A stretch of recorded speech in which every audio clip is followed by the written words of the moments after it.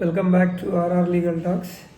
Now we are discussing a very recent NCLAT Delhi judgment, 10th October 2025, wherein it was held that Section 14 of Limitation Act not applicable to valid DRT proceedings.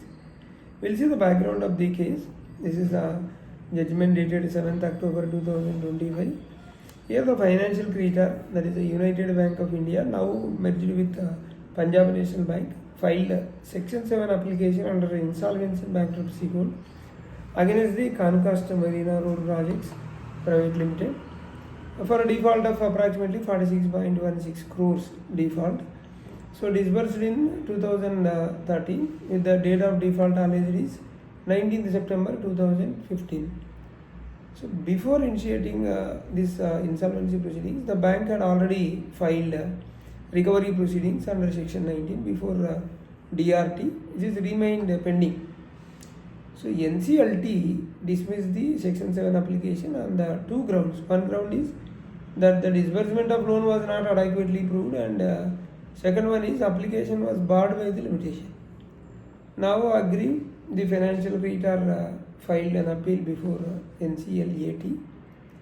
So there are two issues before this tribunal. One is whether the financial creditor could claim exclusion time, which is spent in DRT proceedings under Section 14 of Limitation Act 1963, to save the limitation for filing of Section 7 IBC application. And second issue is whether the bank deposits in 2016 made by or on behalf of the corporate debtor could extend or renew the limitation period under Section 18 of Limitation Act. Here the appellant's contention is that NESL record and bank statement proved disbursement of the loan, and claimed that no appearance or dispute was raised by the CD establishing default, and asserted that the limitation period should be computed considering deposits made in 2016, or alternatively the period during which the DRT proceeding was pending should be excluded under Section 14 of Limitation Act.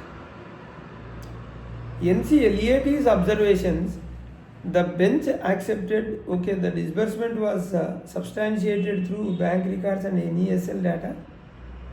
However, it was held that Section 7 application was filed beyond 3 years from the date of default, making it prima facie time barred under Article 137 of Limitation Act. And the deposits made in 2016 were not considered acknowledgement of debt. There was no evidence of intent to acknowledge liability under Section 18. So on Section 14 of the Limitation Act, the NCLAT clarified exclusion of time under Section 14 is permissible only when the earlier proceeding was prosecuted before a forum without jurisdiction or with defective on account of similar cause. Since the DRT proceedings were validly instituted within the jurisdiction, the benefit of Section 14 cannot be extended.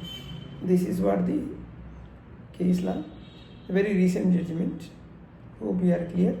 So Section 7 application was time barred. Benefit of Section 14 was not available since the DRT had a jurisdiction to entertain the recovery claim. So the appeal was dismissed, affirming that the adjudicating authority's order rejecting Section 7 application. Here the key takeaways are Section 7, this is here, if you see Section 14 of the Limitation Act cannot be invoked where the prior proceeding was validly filed before the competent forum such as DRT.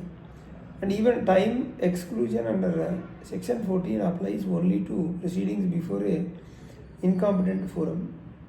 So mere pendency of recovery proceedings before DRT does not suspend or extend limitation for filing IBC applications. Thank you.